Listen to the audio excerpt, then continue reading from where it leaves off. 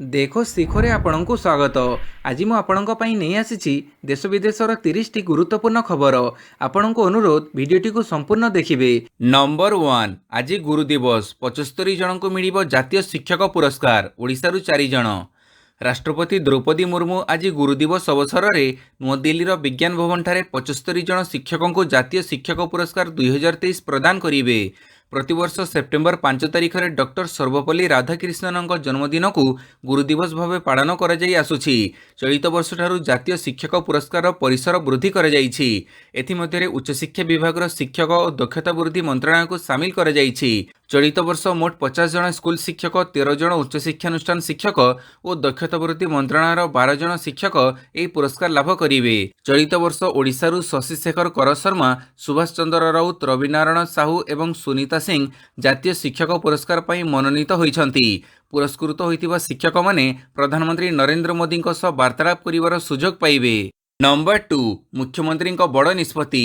ଜଟଣୀରେ ବାଣ୍ଟିବେ ଜମିପଟ୍ଟା। ହୀରାକୁଦ ବିସ୍ଥାପିତଙ୍କୁ ତୁରନ୍ତ ଜମିପଟ୍ଟା ଦେବେ ବୋଲି ସରକାର ଘୋଷଣା କରିବା ପରେ ଏବେ ଜଟଣୀ ପାଳି। ଏକ ଗୁରୁତ୍ୱପୂର୍ଣ୍ଣ ନିଷ୍ପତ୍ତି କ୍ରମେ ମୁଖ୍ୟମନ୍ତ୍ରୀ ଜଟଣୀ ଖାସମହଲ ଜମି ସମସ୍ୟାର ସମାଧାନ କରି ଲୋକଙ୍କୁ ଜମିପଟ୍ଟା ଦେବେ ବୋଲି ନୀତିଗତ ନିଷ୍ପତ୍ତି ନେଇଛନ୍ତି। 5ଟି ସଚିବଙ୍କ ଜିଲ୍ଲା ଗସ୍ତ ପରେ ଉଚ୍ଚସ୍ତରୀୟ ସମୀକ୍ଷା କରାଯାଇ ଏପରି ନିଷ୍ପତ୍ତି ନିଆଯାଇଛି। ନମ୍ବର 3, ବୀମା ଯୋଜନାରେ ସାମିଲ ହେବେ ସାପ ଧରାଳି। ସାପ ଧରାଳିଙ୍କ ପାଇଁ ଖୁସି ଖବର। ସାପ ଧରାଳିଙ୍କ ପାଇଁ ହେବ ବୀମା। ବୀମା ପ୍ରିମିୟମ ଭରିବ ଜଙ୍ଗଲ ପରିବେଶ ବିଭାଗ। ଏନେଇ ଘୋଷଣା କରିଛନ୍ତି ରାଜସ୍ୱ ବିଭାଗ ମନ୍ତ୍ରୀ ପ୍ରମିଳା ମଲ୍ଲିକ। ରାଜ୍ୟରେ ସ୍ନେକ୍ ହେଲ୍ପଲାଇନ୍ ସଦସ୍ୟ ବୁଲି ବୁଲି ସାପ ଧରୁଛନ୍ତି। ତେଣୁ ଏହି ସାପ ଧରାଳିଙ୍କ ପାଇଁ ବୀମା ସୁବିଧା ଯୋଗାଇ ଦେବେ ରାଜ୍ୟ ସରକାର। ସେତିକି ନୁହେଁ, ରାଜ୍ୟ ବିଭାଗର ଓସ୍ଡମାଙ୍କୁ ସାପ ଧରାଳିଙ୍କୁ ଟ୍ରେନିଂ ଦେବାକୁ ପ୍ରସ୍ତାବ ଦେବ। କେତେ ଅର୍ଥ ଆବଶ୍ୟକ, କ'ଣ ଟ୍ରେନିଂ ଦରକାର ସେ ନେଇ ପ୍ରସ୍ତାବ ଦେବେ। ତାପରେ ଆମେ ଟ୍ରେନିଂ କାର୍ଯ୍ୟକ୍ରମ ଆରମ୍ଭ ହେବ ବୋଲି କହିଛନ୍ତି ରାଜସ୍ୱ ମନ୍ତ୍ରୀ ପ୍ରମିଳା ମଲ୍ଲିକ। ନମ୍ବର 4, ସେପ୍ଟେମ୍ବର 25ରୁ ପିସିସିର ଘରେ ଘରେ କଂଗ୍ରେସ ଅଭିଯାନ। କାଲି ପ୍ରଦେଶ କଂଗ୍ରେସ କମିଟି ତରଫରୁ କଂଗ୍ରେସ ଭବନ ଭୁବନେଶ୍ୱରଠାରେ ଏକ ସାମ୍ବାଦିକ ସମ୍ମିଳନୀ ଅନୁଷ୍ଠିତ ହୋଇଯାଇଛି। ଏହି ସମ୍ମିଳନୀରେ ଉଦ୍ବୋଧନ ଦେଇ ଓଡ଼ିଶା ପ୍ରଦେଶ କଂଗ୍ରେସ କମିଟି ସଭାପତି ଶରଦ ପଟ୍ଟନାୟକ ସୂଚନା ଦେଇ କହିଛନ୍ତି ଯେ ସମଗ୍ର ରାଜ୍ୟରେ ଚଳିତ ମାସ 25 ତାରିଖରୁ ଘରେ ଘରେ କଂଗ୍ରେସ ଅଭିଯାନ ଆରମ୍ଭ କରାଯିବ। ଓଡ଼ିଶା ପ୍ରଭାରୀ ସାଂସଦ ଡକ୍ଟର ଏ ଚେଲାକୁମାର ଏହି କାର୍ଯ୍ୟକ୍ରମର ଶୁଭାରମ୍ଭ କରିବେ। ସେପ୍ଟେମ୍ବର 25ରୁ ଅକ୍ଟୋବର 15 ପର୍ଯ୍ୟନ୍ତ ଦୀର୍ଘ 21 ଦିନ ବ୍ୟାପୀ ଏହି କାର୍ଯ୍ୟକ୍ରମ ପ୍ରତ୍ୟେକ ବ୍ଲକ ତଥା ପ୍ରତ୍ୟେକ ପଞ୍ଚାୟତରେ କରାଯିବ ବୋଲି ଶରଦ ପଟ୍ଟନାୟକ ଜଣାଇଛନ୍ତି।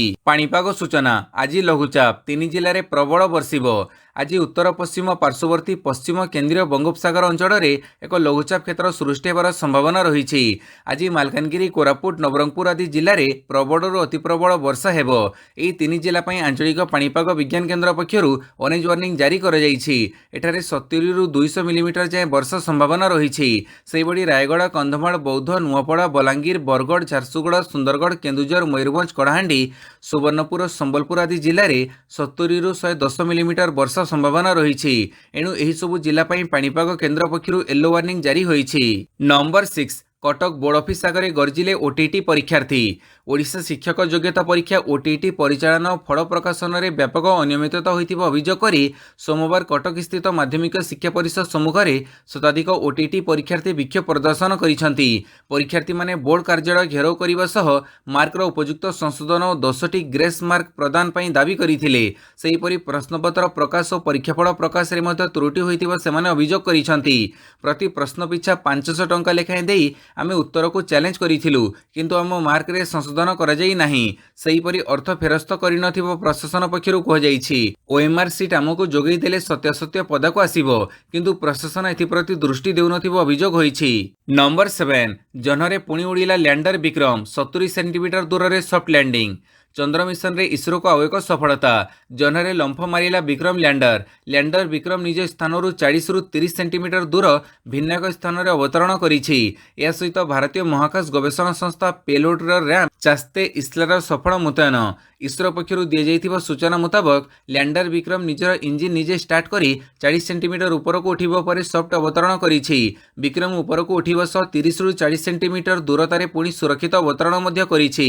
ଫଳରେ ଚନ୍ଦ୍ର ପୃଷ୍ଠ पृष्ठ को मानव मिशन पर आशा उज्जीवित होइछि। आगामी दिन में चंद्र पृष्ठ को मनीष जाई फेरिबार आशा सृष्टि होइछि। मानव मिशन रे यह सहायक हेबो बोली इसरो पक्षरु कुहाଯାଇଛି। नंबर 8 राष्ट्रपति बदल में G20 ପାଇଁ भारत आसिबे चाइना प्रधानमंत्री। भारतर राजधानी नुआदिल्ली रे आसंता 9 रु 10 तारिख 2 दिन धरी 18तम G20 शिखर सम्मेलन अनुष्ठित हेबो। एथिरे जोग देबा ପାଇଁ भारत गस्तर आसिबे चाइना प्रधानमंत्री ली क्युआंग। चाइनार वैदेशिक मंत्रालय पक्षरु काली सूचना दिया जाइछि। यार अर्थ चाइना राष्ट्रपति सी जिनपिंग G20 बैठक ପାଇଁ दिल्ली आसिबे नाही। पूर्वरु जिनपिंग भारत आसिबे बोली चर्चा होउथिला, तेणु से कोन ପାଇଁ भारत गस्त बातिल कले ताकु नै चर्चा आरंभ होई जाइछि। भारत सह सीमा विवाद चलिथिबारु जिनपिंग भारत आसुनथिबा कह जाउछि। नंबर 9 सिमिडीपाड़ रे ठाब हैला 1115 फुटर जलप्रपात। सिमिडीपाड़ जातीय उद्यान रे एबे भी अनेक अनालोचित और अनाविष्कृत स्थान रही। एभली स्थान गुड़िक लोकलोचन को आनिबा और पर्यटनर विकास निमंते दीर्घ वर्ष धरी कार्य करुथिबा अनुष्ठान मयूरभंज मिरर पुणी एक अनालोचित जलप्रपात ठाब करिछि। बासीपिठा निकटस्थ सुवर्ण मंजरी ठारू प्राय 5 किलोमीटर घंच जंगल मध्य ठाब कर सुवर्ण झरण नामक एक आकर्षणीय और 1115 फुट उच्चतार जलप्रपात। 6 स्तर विशिष्ट सुवर्ण झरण जलप्रपात 4टी स्तर दृश्यमान हेउथिबा बेले अन्य 2टी स्तर गछपतर सबुज आवरण भितर लुचि रही। नंबर 10 कांग्रेस रे मिसिले हॉकी तारका प्रबोध तिर्की। खेल पड़ियारू एवं राजनैतिक मैदान को ओह्लैले हॉकी तारका प्रबोध तिर्की। आनुष्ठानिक भाव काली कांग्रेस रे मिसिले। भुवनेश्वर कांग्रेस भवन रे अनुष्ठित मिश्रण पर्व रे प्रबोध कांग्रेस रे सामिल होइछंती। प्रबोधଙ୍କ सह अन्य लोक मध्य कांग्रेस रे मिसिछंती। कांग्रेस रे मिसिबा परे प्रबोध तिर्की कहिछंती, मु देश पई खेलुथिली, एबे मु लोकଙ୍କ सेवा करिबाकू चाहूछि। मु मो अंचल रे थिबा समस्त समस्या समाधान करिबी। मु आगामी साधारण निर्वाचन रे तलसर आसनरू प्रार्थी हेबाकू इच्छुक रहिछि। नंबर 11 6 सेप्टेम्बर मोबाइल भ्यान रे पियाज बिक्री करिबे सरकार। धीरे धीरे पियाज दर आकाश हेबारे लागिछि। एपटे निर्वाचन आसुथिबारु लोकंको आश्वस्ति देबाकू केंद्र सरकार उद्यम आरंभ करि दैछंती। एथिपई नाफेड एवं एनसीसीएफ जरिया रे दिल्ली एनसीआर समेत केतेक सहर रे मोबाइल भ्यान जोगे सस्तारे पियाज बिक्री करिबाकू केंद्र सरकार प्रस्तुति करिसंती। सेप्टेम्बर 6 तारिख रे खाउटी व्यापार केंद्र राष्ट्रमंत्री अश्विनी चौबे मोबाइल भ्यान को सबुज संकेत देखि यार शुभारंभ करिवे। एथिरे केजी प्रति 25 टंका मूल्य रे खुचरा बाजार रे पियाज बिक्री कराजिबो। नंबर 12 कांग्रेस गठन कला 16 जणिया निर्वाचन कमिटी। कांग्रेस सभापति मल्लिकार्जुन खड़गे काली दलर सबुठारु गुरुत्वपूर्ण केंद्रीय निर्वाचन कमिटी गठन करिसंती। एही कमिटी रे 16 जण सदस्य रहिसंती। पूर्वरु थिबा केंद्रीय निर्वाचन कमिटीर 7 जण सदस्य नुआ कमिटीरु बात पड़िसंती। बात पड़िथिबा नेतांग मध्यरे पूर्वतन प्रधानमंत्री मनमोहन सिंह और एके एंटोनींग भली वरिष्ठ नेता रहिसंती। कांग्रेसर निर्वाचन कमिटी लोकसभा विधानसभा निर्वाचन रे केउमाने दलर प्रार्थी हेबे तार चूड़ांत निष्पत्ति नै थाए। एथिसह दलर समस्त प्रचार दायित्व कथा बुझी थाए। नंबर 13 संध्यारे ट्विन सिटी को प्रवेश करिबनी ट्रक लागिला कटकणा। उत्तम गमनागमन और सुरक्षा को दृष्टि रे रखी कमिशनरेट पुलिस बड़ निष्पत्ति। एणिकी संध्यारे ट्विन सिटी को प्रवेश करिबनी ट्रक ट्रेलर हाइवा। नुआ निष्पत्ति अनुଯାयी संध्या 5टारू 7टा पर्यंत सहर भितर को 6 चकिया जान प्रवेश उपरे कटकणा लगा जाइछि। खास करी सहर भितर देई जाइथिबा हाईवे रे बढ़ुथिबा भीड़ को नियंत्रण पई निया जाइछि निष्पत्ति। नियम अनुଯାयी कस्मोपोलिस छकरू हंसपाड़ शिखरपुर मधुपाटना पर्यंत बड़ ट्राफिक समस्या देखा मिलुछि। सेहिबड़ी पितापल्ली छकपटू भुवनेश्वर आड़कू एवं मंगुड़ी छकपटू कटक सहर पर्यंत ट्राफिक समस्या देखा मिलुछि। नंबर 14 आगुआ निर्वाचन करिबा योजना रे नाहंती सरकार कहिले केंद्रमंत्री। सरकार आगुआ साधारण निर्वाचन योजना रे नाहंती। आगुआ निर्वाचन नै जो चर्चा हेउछि ताकू खारज करी कहिसंती जे प्रधानमंत्री नरेंद्र मोदी तांको कार्यकालर शेष दिन जाए भारतर नागरिकों सेवा करिबा पई प्रतिश्रुतिबद्ध। केंद्रमंत्री अनुराग ठाकुर एक साक्षात्कार कहिसंती जे आगामी साधारण निर्वाचन को विलंबित करिबा पई सरकारंकर कोनोसी योजना नाही। मतदान आगको बढ़िबा किंबा विलंब हेबा नै हेउथिबा समस्त चर्चा को से गणमाध्यमर अनुमान बोली कहि खारज करि दैछंती। ठाकुर आहरी मध्य कहिसंती जे सरकार गोटिए देश गोटिए निर्वाचन उपर एक कमिटी गठन करिसंती, जोथिरे लोकसभा विधानसभा निर्वाचन एककालीन करिबा पई प्रस्ताव रहिछि। नियमावली को चूड़ांत करिबा पूर्वरु एही कमिटी विभिन्न पक्षों सह व्यापक आलोचना करिवो। नंबर 15 सरकारी हॉस्टेल निर्माण रे दुर्नीति अभियोग गिरफ हेले 2 जंत्री। सरकारी हॉस्टेल निर्माण में दुर्नीति। सोनपुर जिले में सरकारी हॉस्टेल रे निम्नमानर कार्य करिथिबा अभियोग रे गिरफ हेले 2 जण जंत्री। सेमानक नाम सौरभ दे और सप्तर्षि गोस्वामी। सोमवार एमानकु गिरफ करिछि ओडिशा विजिलेंस। अभियोग पर एमानक विरोध में तदंत होइथिला। 2 जंत्री हॉस्टेल निर्माण कार्यर जांच न करी ठिकादारंकु बिल पास करैथिले। तेबे गिरफ पर उभयंकु कोर्ट चालान करिछि ओडिशा विजिलेंस। पूर्वरु मध्य एही मामला रे ठिका संस्था HSCL रो ठिकादार बाप पुओ विजय कुमार अग्रवाल और दीपक कुमार अग्रवाल को गिरफ करिथिला। नंबर 16 जम्मू कश्मीर भारतर अविच्छेद्य अंग सत्यपाठ देवाकू सांसदों को निर्देश। नेशनल कॉन्फ्रेंस सांसद मोहम्मद अकबर लोरन को सुप्रीमकोर्ट काली सत्यपाठ दाखल करने को कहिसंती। भारतर संविधान को से मानती और जम्मू कश्मीर भारतर अविच्छेद्य अंग बोली स्वीकार करी सांसद लोन सत्यपाठ दाखल करंतु बोली सर्वोच्च अदालत निर्देश दैछंती। धारा 370 उच्छेद विरोध में चली शुणाणी बेले सुप्रीमकोर्ट एपरी निर्देशनामा जारी करिसंती। धारा 370 उच्छेद विरोधी आवेदनकारी मध्य लोन रही। शुणाणी समय केंद्र सरकार लोन पुराणा कारनामा संपर्क में सुप्रीमकोर्ट को जनईथिले। नंबर 17 एबे यूपीआई द्वारा हो पारिबो डिजिटल मुद्रार नेणदेण। बैंक सेवा को आहरी सरलीकरण करने को गत वर्ष डिजिटल करेन्सी बजार को आसीथिला। तेबे वर्तमान ए डिजिटल करेन्सी को आहरी लोकप्रिय करने देशर सबुठ बड़ बैंक SBI सोमवार एक नुआ सुविधा आरंभ करिछि। एही नुआ सुविधा अनुसार एबे कोटी कोटी लोक सीधासड़क यूपीआई माध्यम डिजिटल मुद्रार नेणदेण करिपारिबे। SBI एही नुआ सुविधा द्वारा डिजिटल मुद्रार व्यवहार को प्रोत्साहित करबा नै अनुमान करा जाउछि। ग्राहक एबे योनो ऐप माध्यम डिजिटल मुद्रा किनि पारिबे एवं ग्राहक बिना कोनोसी असुविधा रे यूपीआई QR कोड को स्कैन करी सहजरे पेमेंट करि पारिबे। नंबर 18 पुलिस कब्जारे जैकेट गैंग 4 लुटेरा गिरफ 30 टी चेन जबत। कमिशनरेट पुलिस कब्जारे जैकेट गैंग 4 आंतजिल्ला चेन लुटेरा को गिरफ करिछि पुलिस। एहा सह सेमानक निकटरू 30 टी 400 ग्राम ओजनर सुना चेन 3 टी बाइक जबत होइछि बोली भुवनेश्वर डीसीपी कहिसंती। से आहरी मध्य कहिसंती जे एही लुटेरा गैंग भुवनेश्वर एकाधिक स्थान रे चेन छिनताई करुथिले। ब्लैक जैकेट पिंधिबा सह बाइक नंबर रे ब्लैक टेप लगे बुलुथिले। धरा पड़िजिबो भୟରେ एमाने एही नुआ तरीका अपनाइथिले। रास्ता रे चली चली जाउथिबो महिला युवती माननकु टार्गेट करंती। स्पीड बाइक रे जाई आखि पिछुड़ा के चेन छिंडेई फेरार होई जाउथिले। पूर्वरु एमाने बहुबार लोकंकठारु सुना चेन छिंडेई नै चंपट मारुथिले। या परे सुना गुडी को बैंक रे बंधा पकई ऋण आणुथिले। नंबर 19 G20 सम्मेलनी दिल्ली रे बंद रहिबो समस्त प्रकार ऑनलाइन डेलीवरी। आसंता सेप्टेम्बर 8 रु 10 तारिख दिल्ली रे G20 शिखर सम्मेलनी आयोजित हेबाकु जाउछि। विभिन्न देशर राष्ट्र मुख्य दिल्ली आसुथिबारु राजधानी कड़ा सुरक्षा बलय भितर रख जाइछि। दिल्ली रे स्कूल कॉलेज समेत समस्त ऑफिस बंद रख जाइछि। एमिति कि ट्रेन चलाचल मध्ये बंद रहिबो बोली सूचना मिलिछि। एपटे सुरक्षा पदक्षेप को आउटिके कड़ा करिसंती केंद्र सरकार। सेप्टेम्बर 8 रु 10 तारिख दिल्ली रे ऑनलाइन फूड डेलीवरी बंद रहिबो बोली घोषणा करा जाइछि। ट्राफिक कटकणा लग जाइथिबारु एही पदक्षेप निया जाइछि। नंबर 20 भुवनेश्वर क्लब सभापति भाव असित त्रिपाठी निर्वाचित।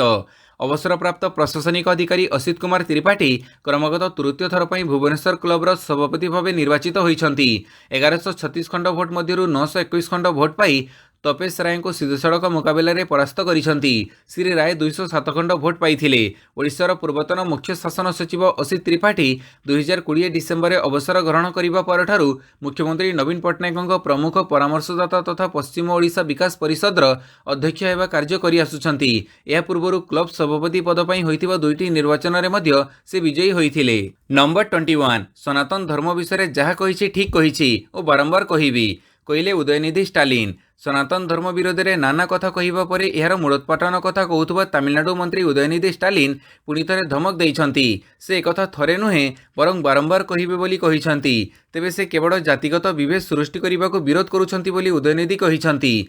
एने काली प्रतिक्रिया रखी उदयनिधि कहिछंती गत परदिन मु एक कार्यक्रम रे सनातन धर्म विषय कहिथिली। तेबे जहाँ मु कहिछि से कथा बारंबार कहिबी। मु एथिरे समस्त धर्म विषय को सामिल करिथिली केवल हिंदू को नुहे। मु जातिगत विभेद विषय कहिथिली। बीजेपी जेते एहाकु जातीय रूप देउ एथिपई से प्रस्तुत अछंती बोली कहिथिले MK स्टालिन पो उदयनिधि। नंबर 22 बीजेपी पुणी सबुठारु धनी दल रहिछि 6046 कोटी टंकार संपत्ति।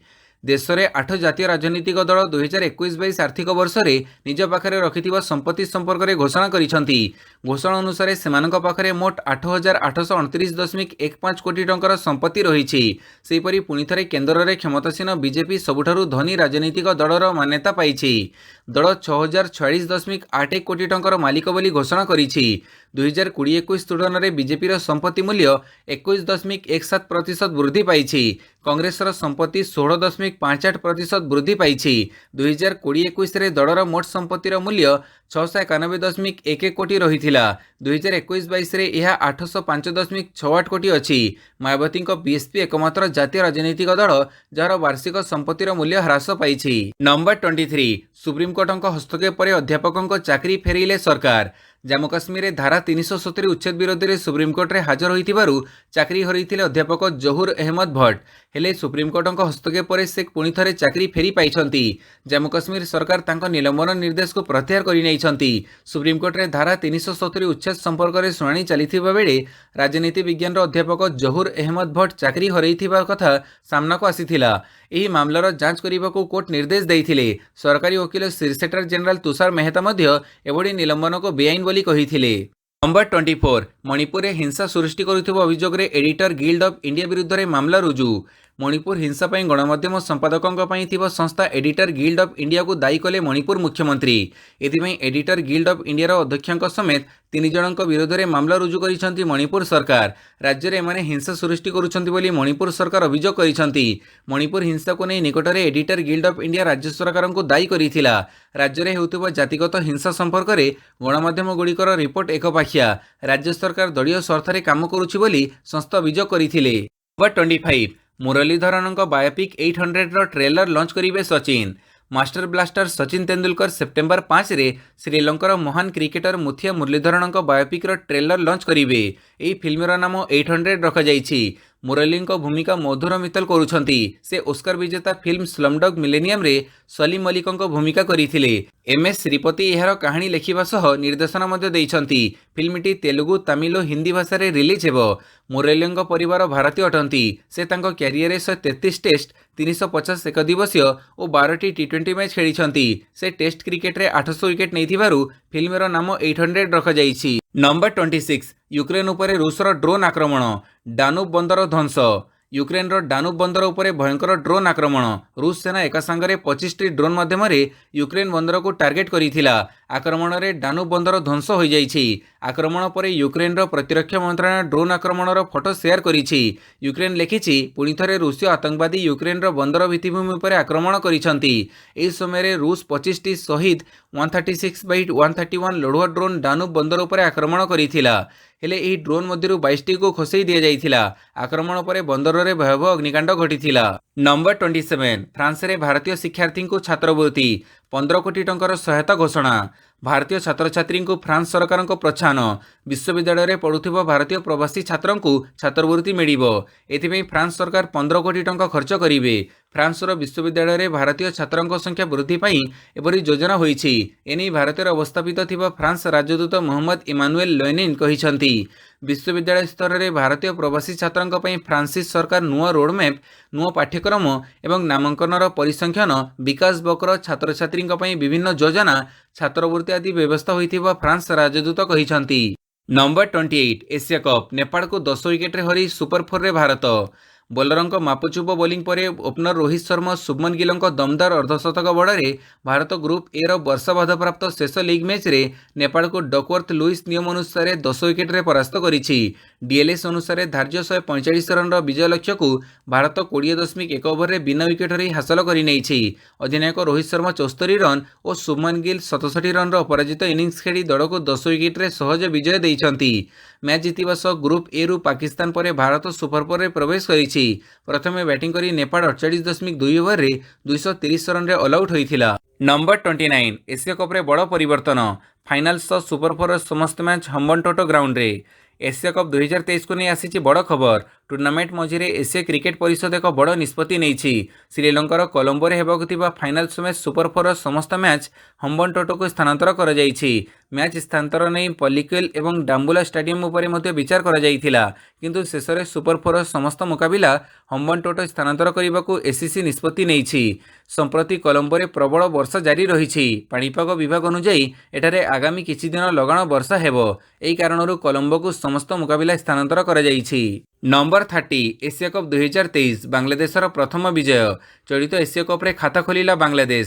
ପ୍ରଥମ ମ୍ୟାଚ୍ରେ ଶ୍ରୀଲଙ୍କାଠାରୁ ପରାଜିତ ହୋଇଥିବା ବାଂଲାଦେଶ ଏଥର ଆଫଗାନିସ୍ତାନକୁ ହରାଇ ସୁପର 4 ରାଉଣ୍ଡ ଆଶା ଉଜ୍ଜୀବିତ କରିଛି। 3 ତାରିଖ ଦିନ ଖେଳାଯାଇଥିବା ଦ୍ୱିତୀୟ ଗ୍ରୁପ୍ ବିର ମ୍ୟାଚ୍ରେ ଆଫଗାନିସ୍ତାନ को 89 रन रे हरैछि बांग्लादेश। टीम रो दुई प्लेयरଙ୍କ शतक दल को विजय भेटी देइछि। बांग्लादेश दल खेल शेष सुधा 5 विकेट हरई 334 रन करिथिला।